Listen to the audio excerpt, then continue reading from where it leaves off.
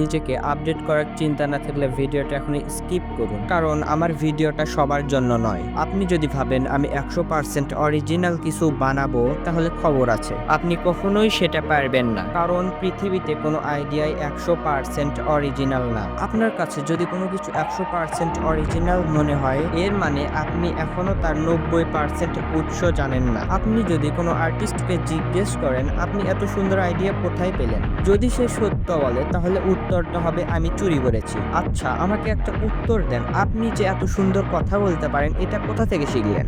নিশ্চয়ই অন্যের দেখে দেখে, অন্যের বাচন ভঙ্গি কপি করে। একইভাবে হাঁটতে শিখেছেন, লিখতে শিখেছেন। ক্যারিয়ারের শুরুতে একজন ডিজাইনারও ঠিক এই কাজটাই করে। অন্যের ডিজাইন রিক্রিয়েট করতে করতে সে দুনিয়াকে দেখতে শেখে। তারপর একটা সময় আসে যখন মানুষ শুধু কপি করে না, সে মেশাতে শেখে। একজন যদি একজনের কাছ থেকে চুরি করে তাহলে সে চোর, কিন্তু যদি সে শত মানুষের কাছ থেকে আইডিয়া চুরি করে তাহলে সে একজন আর্টিস্ট। তাই অন্যের কপি করতে ভয় পাবেন না। আপনার চোখ যেভাবে পৃথিবীটাকে দেখে সেটা আপনার সিগনেচারের মতোই ইউনিক। 100% অরিজিনাল হওয়া যায় না, এটা সত্য, কিন্তু 100% নিজের মতো হওয়া যায়। আর আপনি চাইলে এই বইটা পড়ে দেখতেই পারেন। এই বইটা আপনাকে ক্রিয়েটিভিটির মাস্টার বানিয়ে দেবে।